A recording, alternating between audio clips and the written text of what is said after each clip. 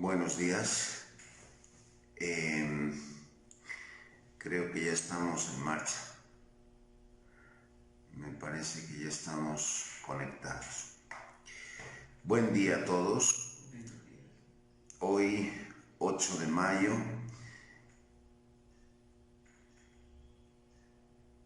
nos hemos retrasado un pelo porque siempre hay diferentes situaciones que nos van haciendo retrasar en la conexión. Supongo que hoy hemos cambiado de compañía y supongo que está mucho mejor la conexión. Vamos a ver qué tal se sienten, qué tal va. Ven, Espíritu Santo, llena los corazones de tus fieles y enciende en ellos el fuego de tu amor. Envía, Señor, tu Espíritu y serán creados y se renovará la faz de la tierra. Oh Dios, que iluminaste los corazones de tus fieles con la luz del Espíritu Santo, haz que guiados por este mismo Espíritu saboreemos la dulzura del bien y gocemos siempre de su divino consuelo por Cristo nuestro Señor. Amén. Gloria al Padre, al Hijo y al Espíritu Santo. Como era en el principio, ahora y siempre, por los siglos de los siglos. Amén. Otros días veo reacciones, veo dedos que se levantan, veo corazoncitos. Hoy no estoy viendo nada, pero doy por supuesto que se han aburrido un poquito mientras esperaban en la oración y ya definitivamente han pensado que hoy no había pautas porque hemos empezado 10 minutos tarde y se han desconectado. Algunos, otros supongo que se mantienen en conexión. Vamos a iniciar pues con los Hechos de los Apóstoles que les vamos siguiendo en la primera lectura. Estamos hablando de las diferentes controversias que hay en la comunidad y concretamente la necesidad de ir haciendo ya el primer concilio de la Iglesia, de los fieles, el concilio de Jerusalén. En aquellos días, algunos fieles que habían pertenecido a la secta de los fariseos, por lo tanto judeo-cristianos de la primitiva comunidad, intervinieron para decir: no, aquí es necesario aplicar a rajatabla las tradiciones judías, es decir, a los gentiles, como a todo el mundo, hay que circuncidarles así como hacen los judíos y en general mandar guardar la ley de Moisés. Se reunieron los apóstoles y presbíteros para estudiar la cuestión. Después de una larga discusión, se levantó Pedro y dijo: hermanos, ustedes mismos ya saben cómo desde los primeros días Dios determinó aquí mismo entre nosotros que por mi boca escuchasen los gentiles la doctrina del Evangelio y llegasen a la fe. Dios, que conoce los corazones, se ha declarado en favor de ellos al darles el Espíritu Santo, igual que a nosotros. Estamos hablando de la controversia entre los helenistas que se convierten al cristianismo y entre los judeocristianos del primer tiempo. Entonces, Pedro dice: es necesario que también los gentiles escuchen la palabra de Dios. Y este tema puede ser a nivel de controversia siempre, pero también en la vivencia personal es necesario siempre ser muy abiertos y estar siempre en un auténtico discernimiento para que se vea qué es lo de Dios y qué no es de Dios, ¿no?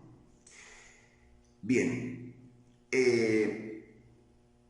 ahora bien, ¿cómo están tentando ustedes a Dios, dice Pedro, queriendo imponer sobre el cuello de los discípulos un yugo que ni nuestros padres ni nosotros mismos hemos podido soportar? Se refiere Pedro a la ley de Moisés, a veces interpretada y entendida en un sentido estricto. Más bien, por la gracia de Jesús, el Señor, creemos alcanzar la salvación nosotros lo mismo que ellos. Toda la asamblea guardó silencio y escucharon a Pablo y a Bernabé, que contaban las señales y prodigios que por su medio había obrado Dios entre los gentiles. Después de que terminaron de hablar, Santiago, que era quizá entre los apóstoles el más partidario de la defensa de las tradiciones judías, toma la palabra y dice: escúchenme, hermanos. Simón nos ha contado cómo Dios desde un principio intervino para procurarse entre los gentiles un pueblo para su nombre, y con ello están conformes las palabras de los profetas, según dice: después de esto volveré y reconstruiré la tienda de David que está caída, reedificaré sus ruinas, la levantaré para que busquen al Señor todos los hombres y todas las naciones que invocan mi nombre. Así habla el Señor, que lleva a cabo estas cosas conocidas por Él desde siempre. Por eso, mi opinión es que no se inquiete más a los gentiles que se convierten a Dios. Solo debemos hacerles saber por escrito que se abstengan de las viandas ofrecidas a los ídolos. Es decir, de la comida que se ofrece a los ídolos. Se supone que cuando están ofrecidas a los ídolos están contaminadas para la fe de Israel, que no coman comida ofrecida a los ídolos, que se abstengan de la fornicación, de comer carne de animales ahogados y de comer sangre, porque la ley de Moisés tiene desde antiguo en cada ciudad sus propios expositores y la leemos un sábado tras otro en la sinagoga. Entonces los apóstoles y presbíteros con toda la iglesia decidieron elegir a algunos entre ellos y enviarlos a Antioquía con Pablo y Bernabé. Los señalados fueron Judas, llamado Barsabás, Silas, personas de autoridad entre los hermanos, y con ellos enviaron una carta redactada en los siguientes términos: a los gentiles, es decir, a los hermanos de la gentilidad de Antioquía, Siria y Cilicia, sus hermanos apóstoles y presbíteros, salud. Habiendo sabido que algunos de los nuestros, salidos de aquí sin comisión alguna de nuestra parte, os han puesto en confusión con sus palabras, revolviendo vuestras conciencias, hemos decidido de común acuerdo elegir y enviaros varones de nuestra confianza en compañía de nuestros amados Bernabé y Pablo, hombres estos que han consagrado sus vidas al servicio de nuestro Señor Jesucristo. Os enviamos, por tanto, a Judas y a Silas, quienes os transmitirán de palabra el mismo mensaje. El Espíritu Santo y nosotros hemos tenido a bien no imponeros otra carga que estas indispensables: que ustedes se abstengan de las viandas ofrecidas a los ídolos, de comer sangre, de comer carne de animales ahogados y de la fornicación. Harán muy bien en abstenerse de todo esto. Salud. Los enviados bajaron a Antioquía y, reuniendo a la comunidad, les entregaron la carta. A su lectura se llenaron de gozo y de consuelo. Judas y Silas, que tenían también el don de hablar bajo la inspiración de Dios, dirigieron una larga exhortación a los hermanos, fortaleciéndolos en su fe. Después se detuvieron allí algún tiempo. Fueron despedidos con saludos de paz por los hermanos y se volvieron a los apóstoles y presbíteros que los habían enviado. Pablo y Bernabé se quedaron en Antioquía enseñando y evangelizando en unión con otros muchos la palabra del Señor.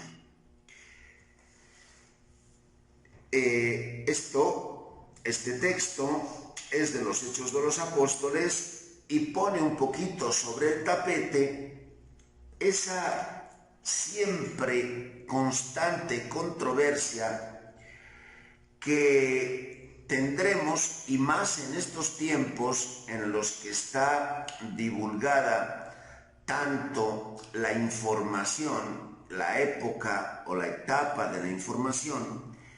En la Iglesia siempre encontraremos cierta controversia entre diferentes corrientes, diferentes maneras de pensar.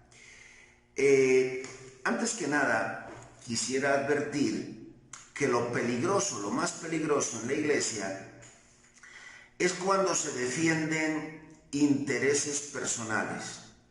Es decir, cuando no se está en una actitud realmente libre, abierta y dispuesta a un discernimiento realmente adecuado.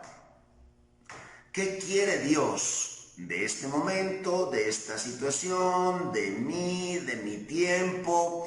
¿Qué quiere Dios en estas circunstancias? ¿Qué quiere Dios? Este es el punto de fondo.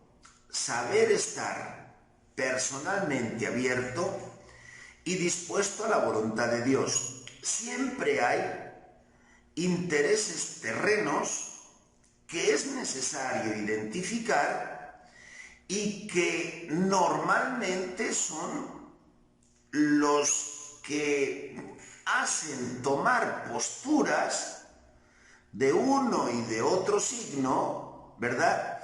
Que a veces te das cuenta que la persona no es tan libre y no está en condiciones de hacer un discernimiento adecuado. Y se varían las cosas, se giran, como decimos vulgarmente, arrimando el ascua a mi sardina. Eso que humanamente me interesa es lo que de una manera u otra yo quiero sacar a flote.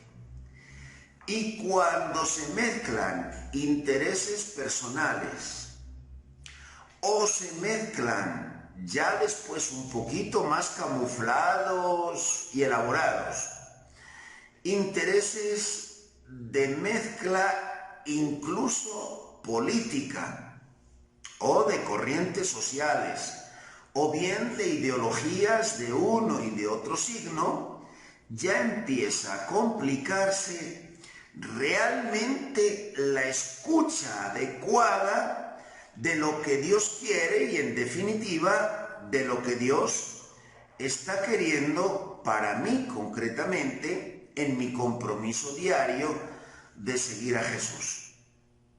Este es el punto que está de fondo en el sentido general y en el sentido también muy particular y muy personal. Entonces, es necesario diariamente, sobre todo cuando tengo un compromiso con el Evangelio que me implica seriamente la vida, saber que estoy andando con unos pasos que realmente son centrados y los que quiere la Iglesia. A lo largo de mi vida personal y de acompañamiento y de vivencia comunitaria, este punto pues prácticamente ha sido constante, pero digo que hoy se refleja de manera pues muy palpable, muy evidente, si ustedes sencillamente tienen un poquito interés en una formación un poquito más instruida en la vida de la Iglesia, basta que tomen algunas agencias de noticias o algunos lugares, publicaciones sencillamente digitales de noticias y vean cómo algunas agencias van tomando una tendencia y ya no es el discernimiento libre de lo que Dios quiere, sino todo lo acomodo en torno a esa tendencia. Leo las noticias, privilegio los enfoques, saco las conclusiones que forzadamente y no correspondiendo a la verdad son el enfoque que a mí o al conjunto de mis lectores más me gustaría oír en esa agencia de noticias. Y leo otra agencia de noticias que está en la otra parte, en la otra orilla, en el otro extremo, y no solamente ves cómo se chocan y cómo mutuamente se atacan, pretendiendo ambas visiones llevar la verdad, cómo mutuamente se atacan esas agencias, sacando unas conclusiones que son, pues, completamente opuestas. Voy a poner un ejemplo, quizá no se debiera hacer de manera pública, pero bueno, ustedes lean y analicen. Hay una agencia que es de corte muy conservador en las noticias de la Iglesia y religiosas, que se llama Info Vaticana. Bueno, la misma noticia se las ingenia para verla y de alguna manera crear conciencia. No es simplemente objetivamente tratar de exponer con discernimiento justo, sino se crea conciencia manejando la noticia o las noticias en favor de los sectores más conservadores del ámbito eclesial. Y realmente el manejo a veces es muy intenso. Si leen algunas noticias que tienen que ver con la vida de la Arquidiócesis de México, en esa agencia son muy críticas contra la Arquidiócesis de México, desfigurando y no haciendo justicia de la realidad que los que estamos metidos un poquito en la vida eclesial de la Arquidiócesis de México conocemos de cerca. Lo desfiguran en función de la visión que quieren presentar. Por el contrario, hay otra agencia, Religión Digital, que efectivamente plantea la misma situación, desfigurándola, diciendo las cosas según a los oídos de los sectores, podríamos decir, de los sectores más renovadores o de los sectores más permanentemente desde una visión un poquito más de izquierda, Bueno, la misma noticia o la misma situación de la vida de la Arquidiócesis de México se maneja no correspondiendo a la verdad, sino tratando de agradar a los oídos y al pensar de esos sectores más progresistas. Entonces, ahí hay una lucha entre progresistas y conservadores, y entonces cada agencia de noticias trata de buscar los intereses y el beneplácito de progresistas y de conservadores, pero no tanto, me refiero a lo que se informa de la Arquidiócesis de México, buscando objetivamente corresponder con la verdad y construir entre todos la Iglesia. Estoy hablando de dos agencias que ciertamente van tomando intensamente partido por una visión y por otra visión. Y eso es peligroso. Es peligroso porque muy fácilmente se cae en ideologías, se cae en análisis superficiales, se cae en tomas de postura que no siempre corresponden con la verdad objetiva y que ciertamente agradan, según yo me sitúe, en una línea progresista. Cuanto más extremo y más duro le pegue contra los conservadores, mejor. O si yo me sitúo en una línea conservadora, cuanto más duro y más le pegue a los progresistas, mejor. Bueno, en otros momentos, lo que ahora llamo progresistas y conservadores pueden recibir otros nombres, ¿verdad? De izquierdas, de derechas, liberacionistas, legalistas, más de corte fariseo o más de corte comunista o socialista, etcétera. Es decir, mezclándose a veces con intereses ideológicos y con intereses incluso políticos de un signo y de otro. Esto lo digo un poquito en el sentido de toma de postura informativa y a veces toma de postura de línea teológica, etcétera, ¿no?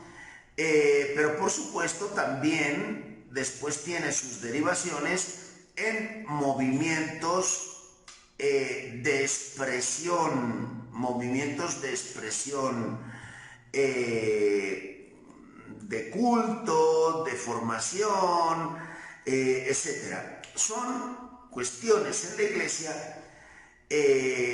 cuando se acercan a los extremos muy peligrosas por la sencilla razón de que se abandona el justo discernimiento del espíritu y efectivamente se cae en una influencia demasiado fuerte de ideologías humanas que ya no hacen justicia con una visión verdaderamente sobrenatural de las realidades.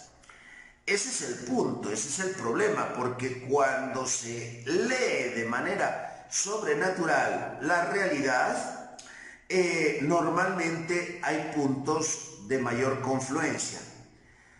Sin embargo, hay que decir, creo que una sana formación y una sana lectura debe comprender que en la Iglesia siempre debe haber un lícito pluralismo, una lícita diferencia de visiones, porque ciertamente todos somos distintos, cada uno hemos recibido una educación, procedemos de una concreción cultural distinta, y no solo me refiero a las grandes culturas, o sea, es muy distinta la cultura en general oriental, asiática, de la cultura occidental americana o latinoamericana o europea o africana. Estoy hablando de los grandes bloques culturales. Y ciertamente, a partir de esas condiciones y situaciones, es distinto cómo se concreta la vivencia evangélica. Lo que en una parte es respeto a la persona, solidaridad, amor fraterno, en otra parte esas mismas condiciones y características reviste otras formas distintas. Y ese pluralismo es siempre imprescindible en la Iglesia, incluso en la manera de expresarse, por ejemplo, ante Dios, en la liturgia, etc. Siempre el pluralismo de ese tipo es distinto.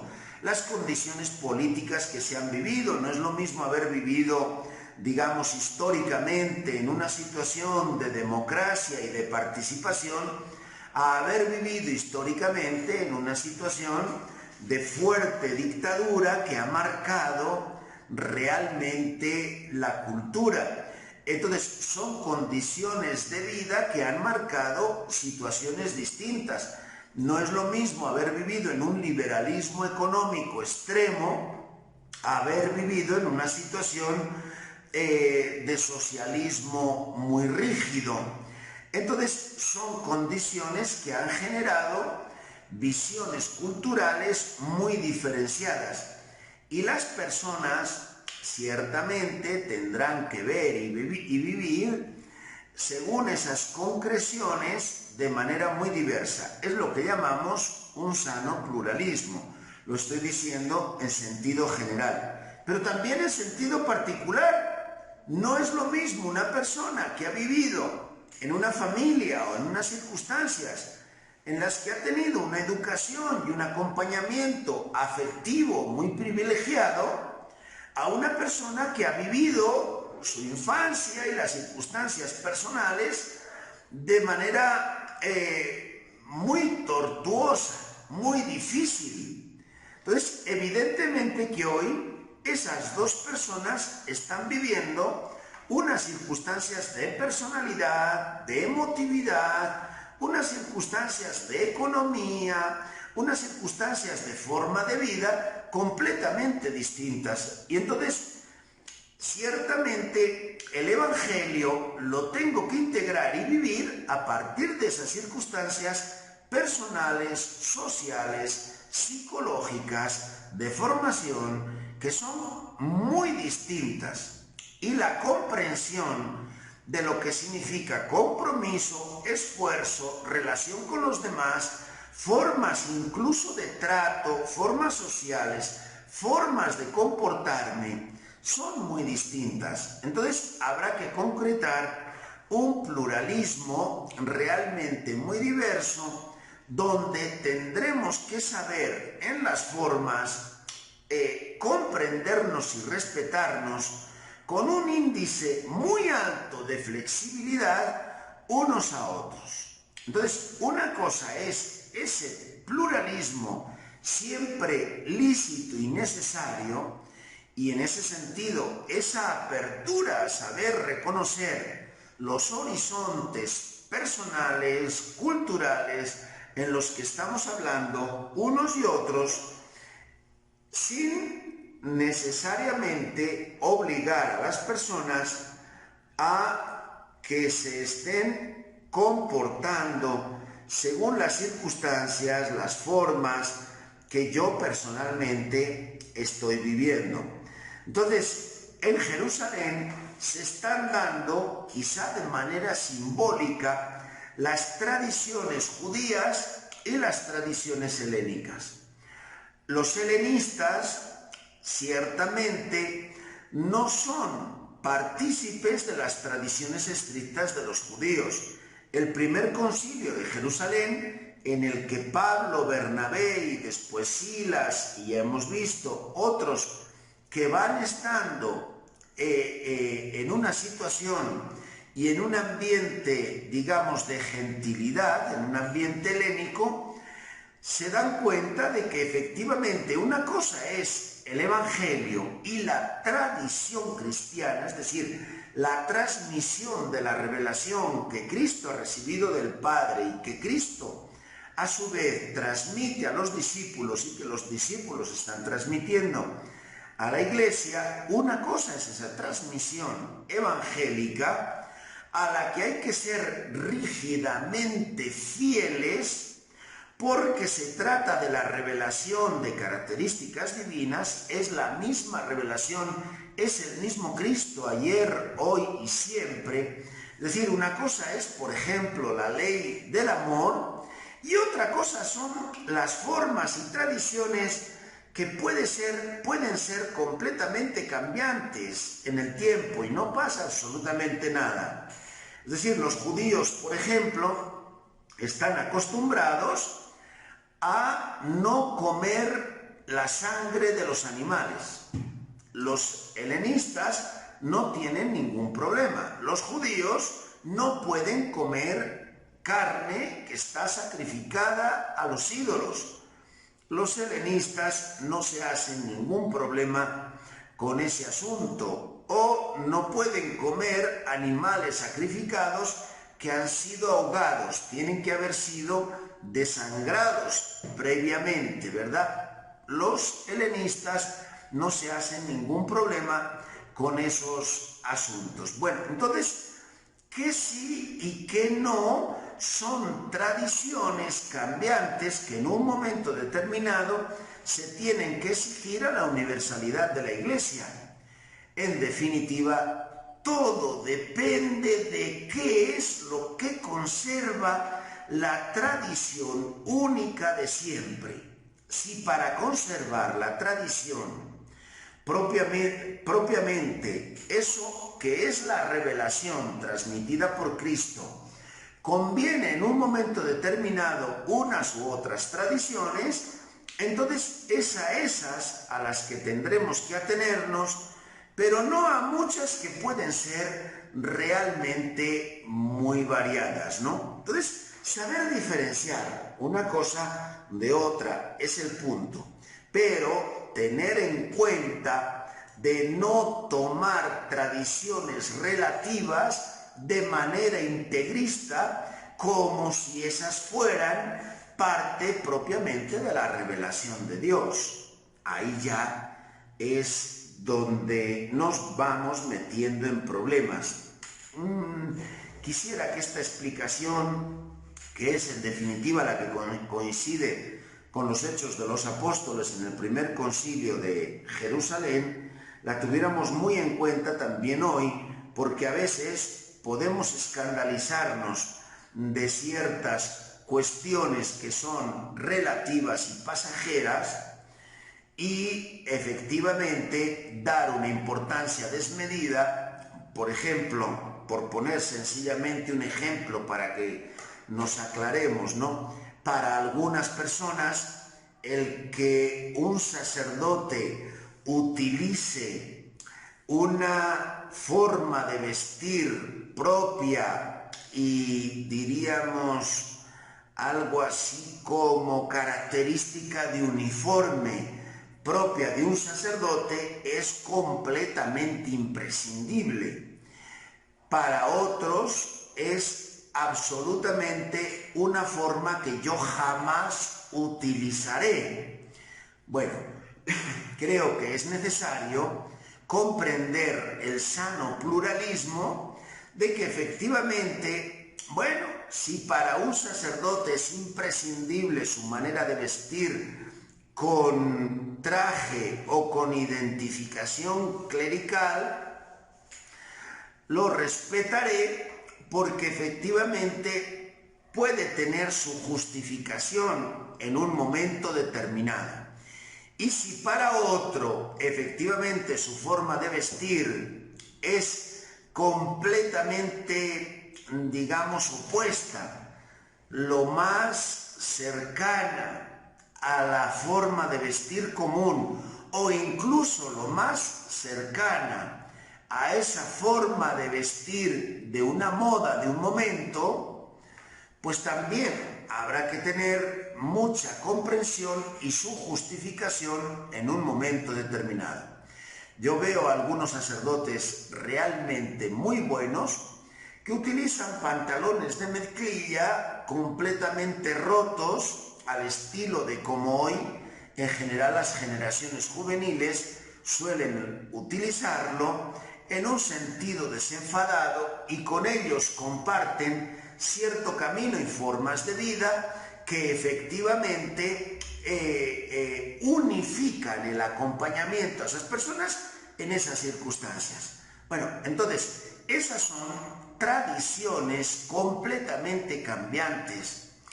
Es decir, habrá que tomarlas adecuadas según el contexto, según el momento, según la forma, según el ambiente, y también, por supuesto, comprender y respetar ese sano pluralismo en función de las circunstancias que van cambiando y de la cultura que va cambiando. No es lo mismo una cultura, digamos, de personas, de adultos mayores que han estado siempre en un determinado contexto cultural, que estos chavos de la calle, que también merecen un acompañamiento de la iglesia y de un sacerdote.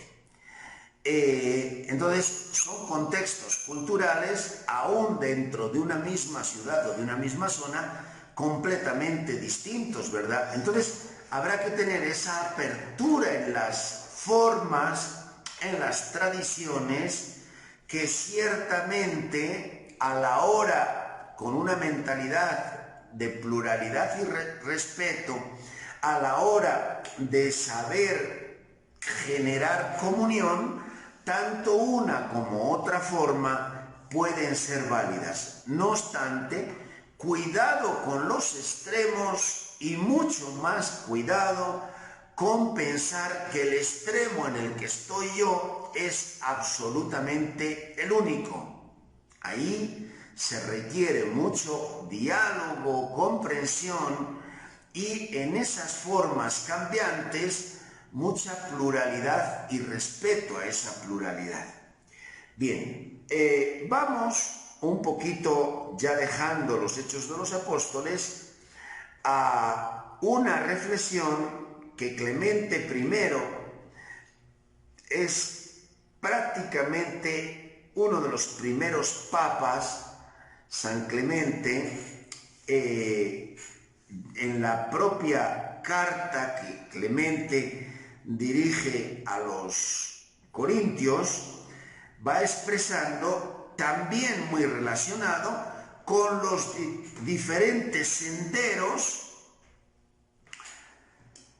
por los que en realidad vamos llegando al mismo camino que es Cristo y que en definitiva nos conduce a todos al Padre. Dice: Jesucristo es, queridos hermanos, el camino en que encontramos nuestra salvación. Él es el pontífice de nuestras ofrendas. Él es el defensor y protector de nuestra debilidad. Por Él contemplamos las alturas del cielo y en Él vemos como un reflejo del rostro resplandeciente y majestuoso de Dios. Gracias a Él, gracias a Cristo, se abrieron los ojos de nuestro corazón. Gracias a Él, nuestra inteligencia insensata y llena de tinieblas ha quedado repleta de luz.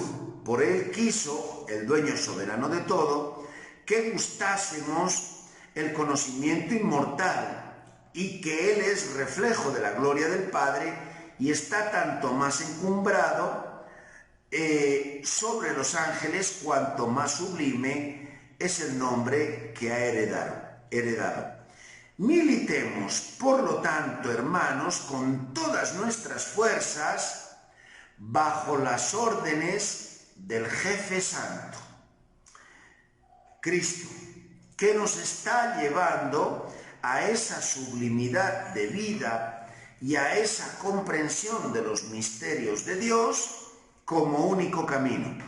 Pensemos en los soldados que militan a las órdenes de nuestros emperadores.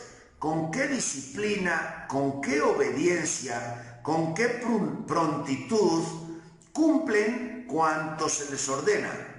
No todos son prefectos, no todos son jefes, no todos tienen bajo su mando 1000 hombres, o son centuriones y tienen 100 o 50, y así en los demás grados de mando, en las diferentes órdenes militares.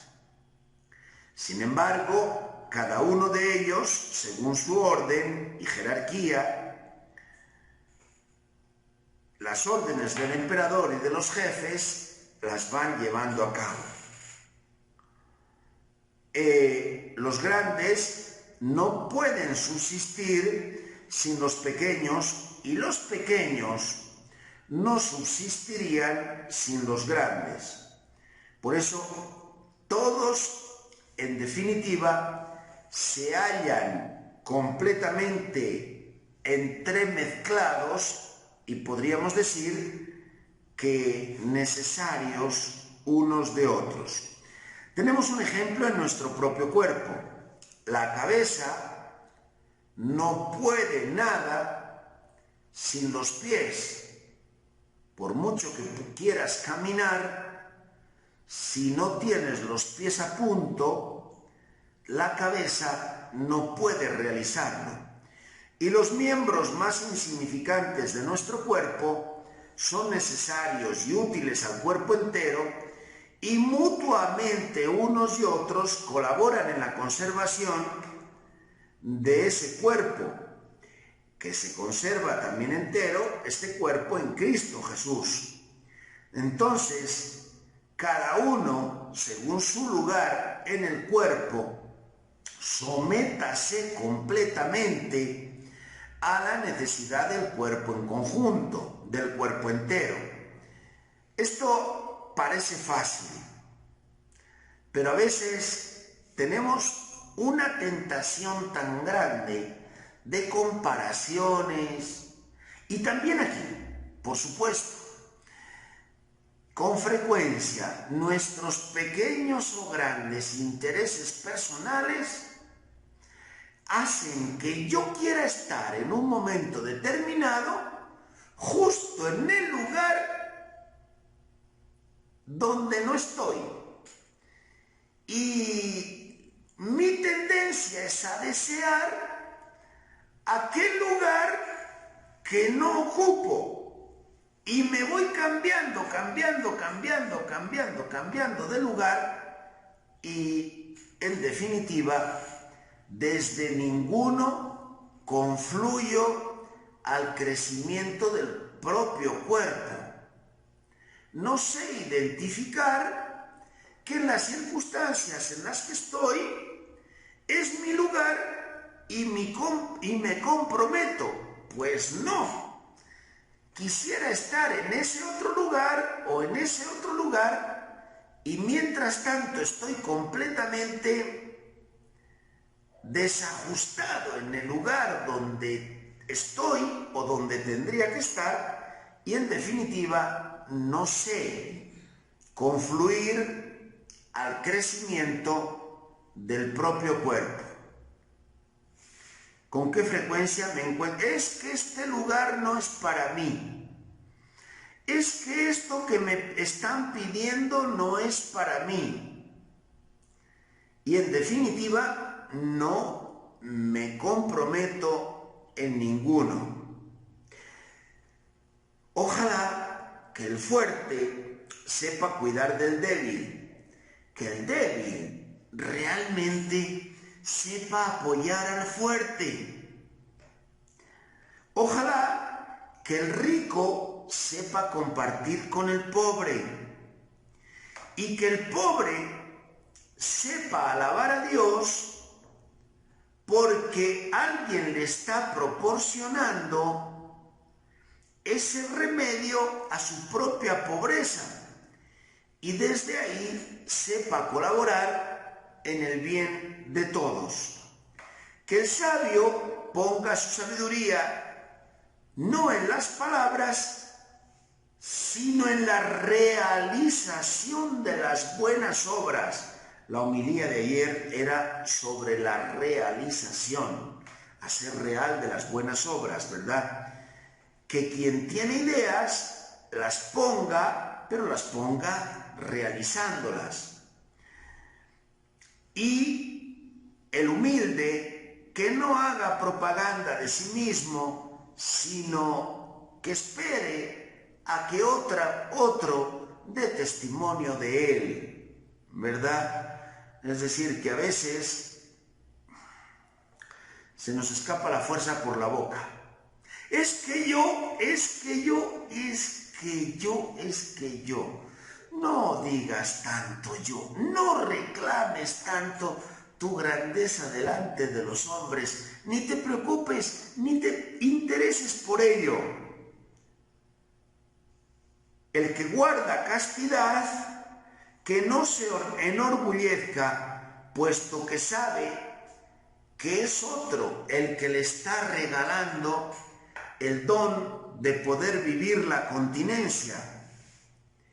Porque si no fuera por la gracia de Dios, qué difícil que tú estuvieras guardando la continencia sexual y la castidad.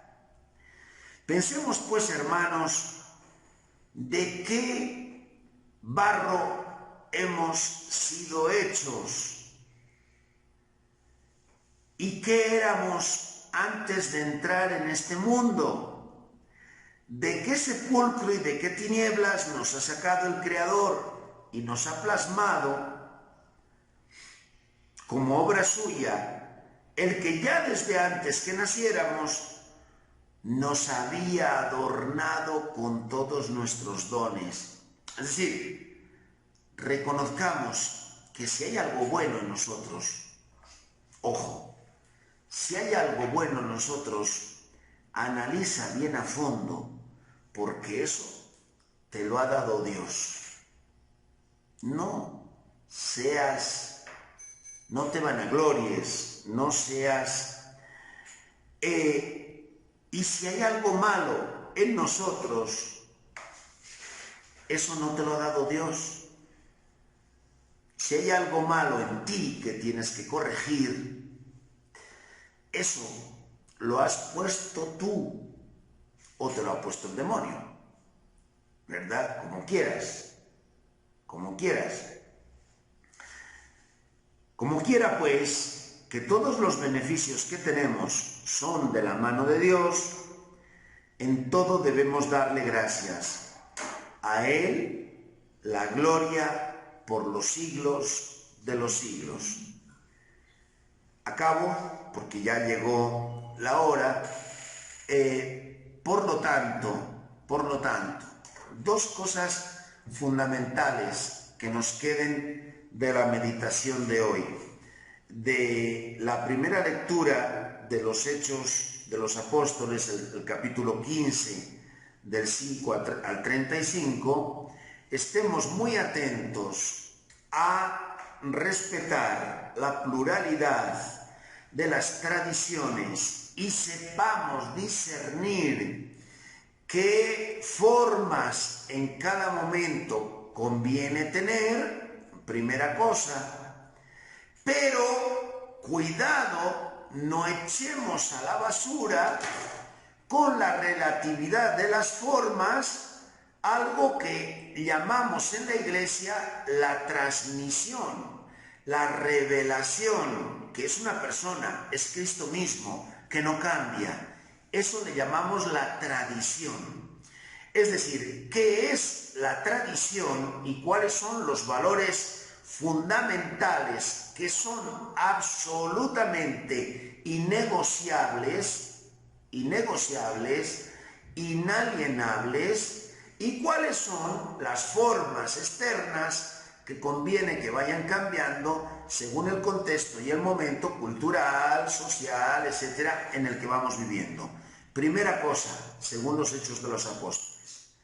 Segunda cosa, por favor, atentos a estar ubicados con eficacia en esa circunstancia y en ese hoy que me toca vivir. Y desde ahí, realmente sin aspirar, sin desear qué es lo que hace el otro, saber responder a eso y desde ese momento en el que Dios me llama. Y normalmente en el contexto comunitario me darán elementos para saber discernir eso en lo que Dios me llama, saber colaborar desde ello. Es que tiene menos apariencia, menos prestigio, es que parece que tiene menos deslumbre lo que yo estoy haciendo que lo que hace el otro. Es que parece que mi labor es más callada, es más sacrificada, es más esforzada. Dale gracias a Dios, porque Dios te está dando la gracia y la fuerza para que el lugar desde el que estás y que ocupas estés verdaderamente sirviéndole a Él y siendo útil como en un verdadero cuerpo a todos tus hermanos. Que estas dos ideas hoy las podamos profundizar acopladas, adaptadas, digamos, y concretadas en nuestra vida ordinaria concreta. Hablemoslo, dialoguémoslo con el Señor y comprometámonos desde ahí con una vida y un camino de mayor santidad y de mayor esfuerzo, sin duda cada día en bien de los demás y para gloria de Dios. Que así sea.